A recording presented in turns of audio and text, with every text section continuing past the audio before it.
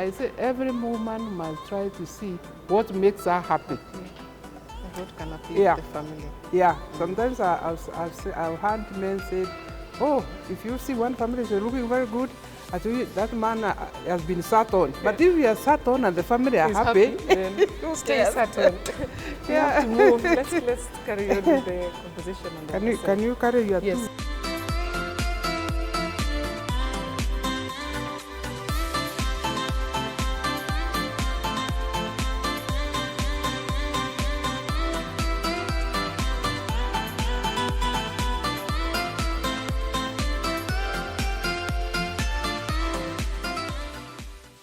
Thank you and welcome back to Her Standards.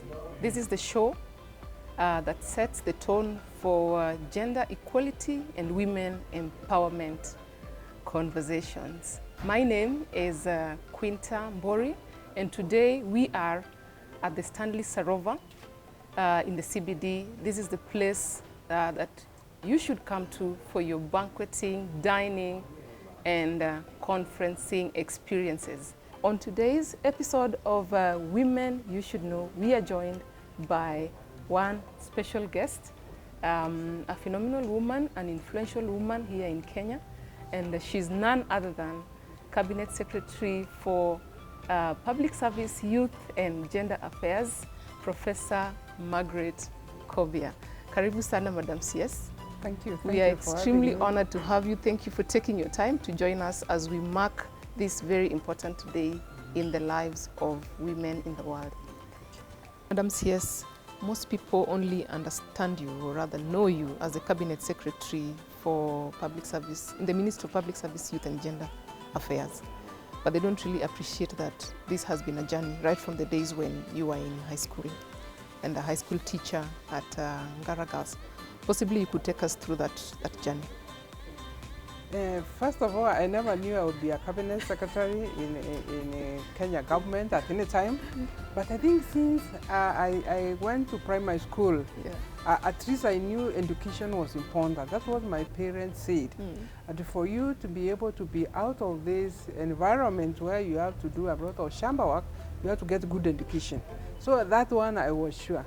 So I went to primary school and I admired my teachers. And looking at them, I felt, and they were women. These women seem smart and seem to have a better quality of life in their homes. Therefore, I must do well. So I worked well in primary, then I went to secondary school, I went to Alliance Girls. And there I also realized, oh, there were many women teachers. Those time, if it was a girls' school, most of the teachers were women, a few were men. And I also, okay, actually you can even become a secondary school teacher. So the dream grew. The dream, I have never like had an end. I will never saw the end of it. But my goals kept on changing. And that's why I say even people are different. There are some people who are able to see the end, but the others who move in is more short-sighted. Yeah, they're able to realize a short-term goal and it leads to another one. So after I finished in the university, I taught at Ngara Girls. And I taught there for about 4 years. And I also felt after teaching for quite a number of years, and particularly preparing for KCSE, I think we must honor our teachers who prepare people for exams. I realized if you do it year in, year out, it becomes monotonous. So I needed to do something else. And that's when I am one person who is not able to do one thing for too long. I already feel like I need to move on. A new challenge. So, and a new experience and new learning. So I moved to Kenya National Examination Council as a test developer and a researcher. So while I was also there, of course I realized I needed to have a master's, and the Kenya government was also kind enough to give me a scholarship through Ministry of Education. I went to Kenyatta University, and when I finished, I still continued teaching. And later on I joined Kenyatta University. And it is at the Kenyatta University that I was in administration and at the same time teaching. Then it came out that for you to be promoted in the university, you need a PhD. So they said, okay, because these are some of the things that hinder women, that you are told you need this. And then you don't follow up. You don't follow up, or you are sad about it. I said, okay, if that is what is needed, then go and look for it. To get it. So I registered in Kenyatta University for a PhD, but I never moved because one time we don't have supervisors, there's a strike. Then finally I decided, let me go to University of Illinois, who under a link with Kenyatta University. Yes. So that's why I did my PhD in education and entrepreneurship. So I never, and then when I came back, I went to teach at Strathmore. And while I was at Strathmore, Kenya School of Government, that time with the Kenya Institute of Administration, advertised for position of a director. That is the time now I also, when I got the job, I started realizing there's a difference between men leadership and women leadership. Yes. One, since KIA was established in 1961, it had never had a woman as a director. So when I went there, it's like, even the staff have difficulties of how to deal with you. Do they call you? They don't know how. Madam Director or Mr. Director, you know, all those. And you can see they are struggling. Yeah. But one thing I found very useful is to get my whole team and start engaging and talking more. What is this? What is the mandate of this institution? Selling my vision. Plans, and sometimes because the institution was very much run down, I decided since I've been to very good universities, University of Illinois, I would get pictures and cut and project so that our school needs to look like that. This. I'm glad it looks like that now. You know, women are very because you visual. You need to see it. You have to see it to believe it. Yes. So I would cut and we would paste with the ICT people the KIA of the future. Yes. Then I project it in a staff meeting. And a few people were able to join me to rally around that. Others found my administration a bit too tough in terms of holding people accountable, so they left. And they said, it's okay, you can leave when you get others new. Yes. So after there, when I was at Kenya School of Government for 8 years, then the new constitution came, and the government advertised for the position of chairperson, Public Service Commission. Since Public Service Commission was established in 1964, it never had a woman as a chair. And this now was with the new constitution.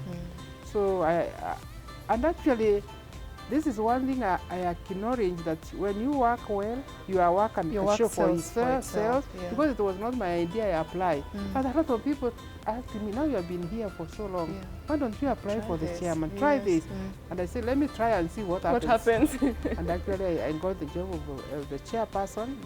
And it is from there now I was able to start a new Public Service Commission with the new mandate, with the new directorate.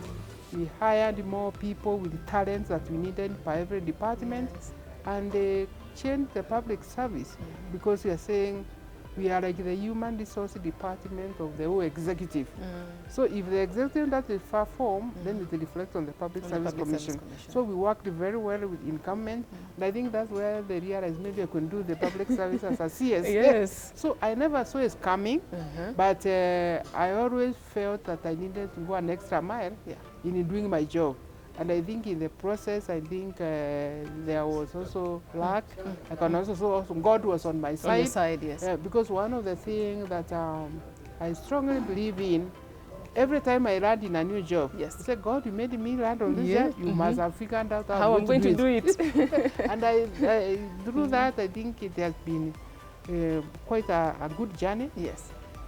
Now we are on our 4th year as a CS. So CS you can work one year. These jobs are jobs for one day, tomorrow. If you are appointing authority, that's a feel you are really loyal and supporting their cause. And that's why when His Excellency the President has given me this docket of public service agenda, I can wake up at 3 to attend to a matter that I think pertains my docket.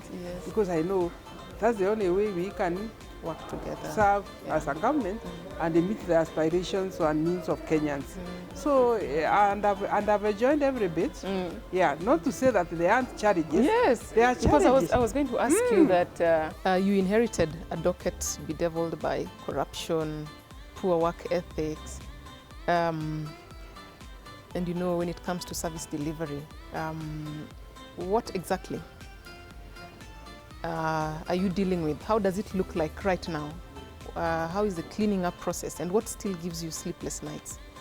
When I joined the Ministry of Public Service, Youth and Gender, we had a big challenge of the National Youth Service. Yes. You know, we had lost money because of the propriety of the resources. Yeah. And there was a National Youth Service 1, there was a National Youth Service 2, and and when we started to understand, because first I think every job you go, you must sit and understand where are you coming from and where are you going.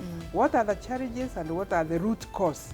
We realized so long as National Youth Service will remain a department in the public service, it will never perform because there was no proper oversight, and it had a huge budget because of the work it was doing. It was involved and in also it is an avenue for recruitment and equipping our youth. Yes. So the president was very passionate with supporting National Youth Service.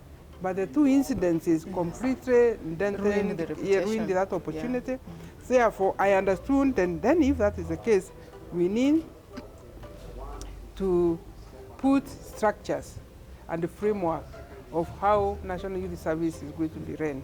So we worked for National Youth Service Act, which gave an oversight board or a council, which will now be able to oversight how National Youth Service is operated. Yes. And we recruited new people, and we took, of course, very stringent measures like stopping paying everybody who had been doing business. Yes. And we renewed the whole procurement procedure to be compliant with what is called in government.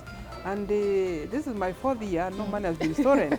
And I actually said, if we get an NYS 3, and the money is lost, actually I would leave. Yeah.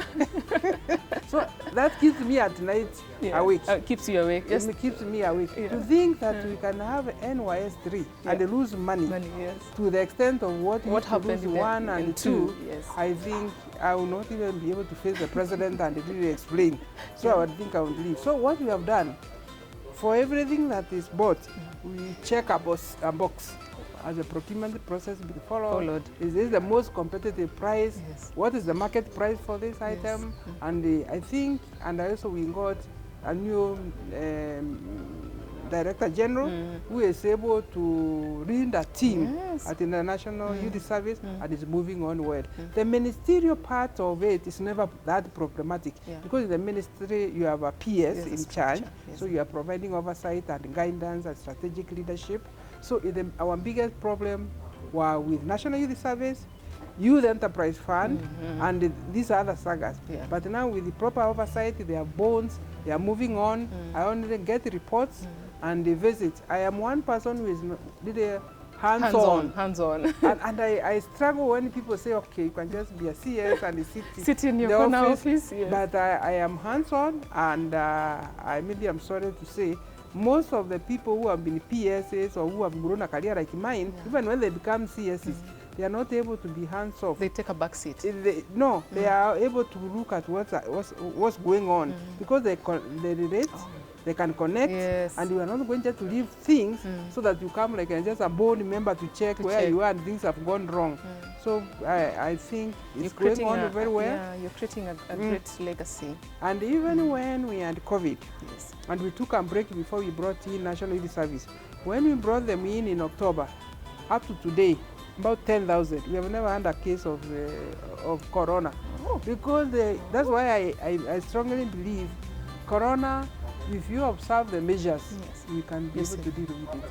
How come in National Youth Service, with about 10,000 recruits, you can actually not a single case.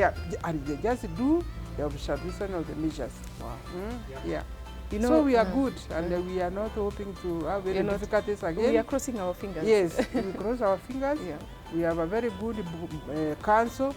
We have a good team run by Director General, and I am constantly on it. That is the only thing that keeps me awake at night.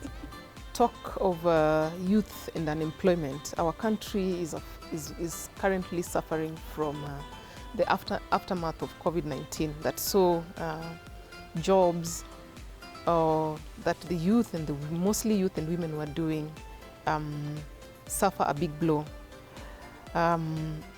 what kind of initiatives is the ministry doing to take care of this? And how can we change the perception of work? Because most people think that in order to succeed in life, you must be employed. And not just employed, you must have a white-collar job. I get very agitated or disappointed when I see highly qualified Kenyans waving their placards on the road looking for opportunities. What would you tell them? You know, there are many Kenyans who have very good education, including university level, who think the only job is this one, you get employed to sit in the office. Yes. But there are many reasons why that is the situation. A lot of Kenyans went to school where you're saying, go to school, pass exam, get good grades, yes. get a job. Now, when that doesn't end up, they are completely they can't think of all other options. But I think that now we need to interact with the youth so that they start knowing that being employed is no longer going to be that possible. Then with the education that we get even up to the university, they should open you up to be able to learn as you move on, so that you are not just relying from what you learn from the university. And I think through life skills and also learning a bit of the technical skills, being able to go to a different, even at a lower level, if you're in the university, and then you realize some IT skills are good, then you go and look for them so that you can be able to get a job. So as a government, we have been able to look at it, to put more technical institutions, to review the curriculum, and also to make people understand universities were never meant to train people for jobs. Yeah. Universities are supposed to give you broad liberal education so that you can survive wherever you go. You find yourself. You look at the environment, realize what is needed, and be able to use your knowledge to be able to solve that problem, including creating a job. For example, Kenya is an agricultural country, and we have vast areas. Then we would ask ourselves, I might have done a different degree, maybe education, but I can become a better farmer because I can be able to read, I can be able to find what intervention are needed, what opportunities are there in agriculture, and we find that changes people's lives. And that's why I said even with youth now, we have a program for agro-business, so that we are not thinking about farming just like the old agriculture for peasants, but we are looking at agriculture as a business. So there's many reasons why many Kenyans might just sit at home there and they say they are looking for a job. A lot of people come to my office and tell me, oh, my child is sleeping from morning to evening because they don't have a job. I say, no, I wish this child can wake up and walk to the next school there and volunteer. Or even church, or hospital, and say, I'm here to volunteer. In the process of volunteering, then you are not idle. So we need to change our thinking so that we find people are engaged economically, and even initially, when you volunteer, you might even get a skill you didn't have. In fact, now we know the job we do is not because of the degrees we got. True story. I'm actually a living example. It's not because of the degrees we got. I did education. I'm doing a complete administration. Others did something like in engineering. They are doing so. It is no longer the degree you did, but how you are able to identify what is required to be done, bring more skills, and provide a solution. As a public figure, you are bound to be criticized, especially now in the digital era. In the past, women have received harsher judgment, and that has also been a challenge for so many of them. What would you tell, say, a woman who is aspiring to take up office in leadership, development, in politics? How can they maneuver these murky waters? I think one thing I would like to tell women leaders, they will be criticized, they will be abused, sometimes they will be discriminated, even when we're at the level of our CS. So it's important to prepare ourselves that how do I look at criticism? In my experience, I look criticism on two ways. I never ignore, but I ask myself, that criticism, was it fair? Or is it something I can build on?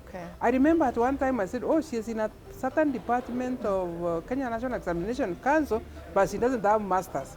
So you go and look for the masters. So instead of being upset, do something about it. If you look at it and you find it's flimsy and it does not warrant your reflection, then leave it. But don't just ignore everything and blanket. Yeah. So criticism can help you, and it can also ruin you if you take it too serious. And if you center on it, you are also going to be abused, and more so now in social media. Yes. A lot of people will say negative things. A lot of people also say positive. But the thing that I always tell people, or women leaders, not everybody will like you 100%. Not everybody also will like you 100%. Yes. So knowing that, just raise your voice. When you are right, raise your voice. Champion for justice of the others. Yes. If you have a worthy cause, pursue it, regardless criticism or not criticism. If people never went ahead as leaders because of criticism, we would not be anywhere.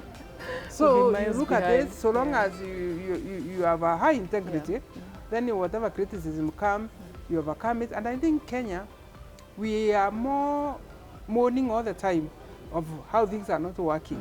So, of course, if this government was to stop because people are complaining and saying they are not working, then it will be worse. They should have seen failed states. They are failed states. Yes, it's not one of them. And Kenya has done it very well. Wow. Yeah, we have a long way, it's true, because as I mentioned, youth unemployment is a big issue. It's a thorny of course, now coming out, recovering from COVID is a big issue. So I think there are some things we have done extremely well. So government takes criticism positively, and they can do something about it or can ignore depending on the quality of that criticism. Work-life integration is very difficult for women. And looking at you, you hold a very powerful office. I believe that you have life elsewhere, out of work. You have family, you have friends, you have acquaintances. How do you work out on that balance? How do you juggle all of this and still succeed? I think one of the things women struggle with is work-life balance, because first of all, the fact that you are CS does not exempt you from running a home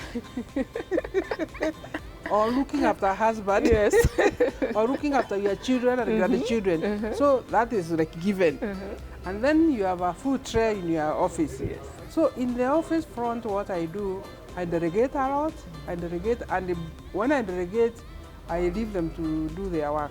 In the sense that also you make training opportunities available. So that what they do, it is work that is finished.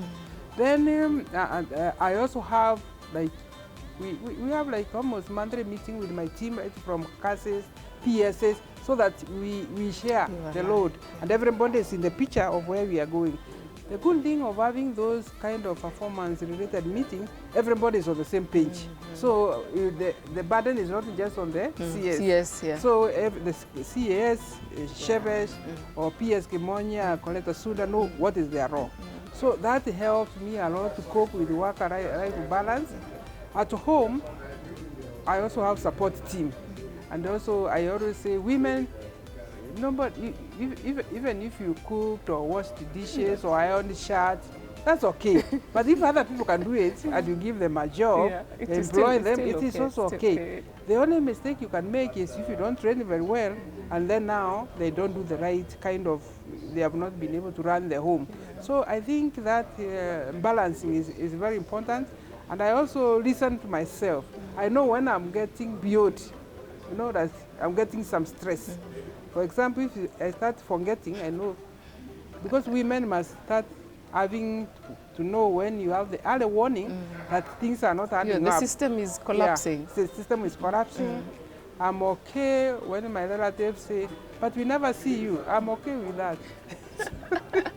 Family event, because now I can't. There was a wedding here, there was something to do with the marriage here. So you must be able to feel comfortable in your skin the way things are for the time being. So we must be able to balance. But what is important, in my view, you can invest as much as possible in career, but you also need to invest in your family.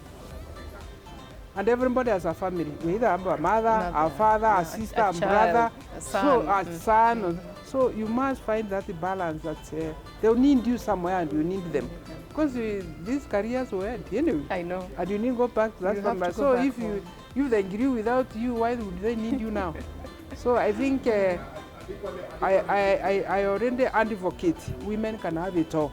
That question is asked a lot. Yes. Can you have career and family? Because they tend to see like if you do very well in career, then you are divorced, or you never marry, or you never had children. But you can have both in a way. But to be able to do that, you must also be very comfortable with what is said around you, and you must have clarity of what you want, and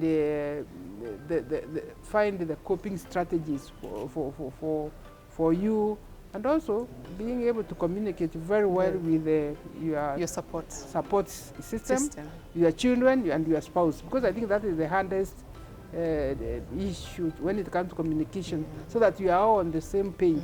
So I look for opportunity to have many women rise up, get high-paying jobs, but still have families to come back functional families. And they have space for their mothers, for their sisters once in a while. In fact, one of my biggest family support is my sisters.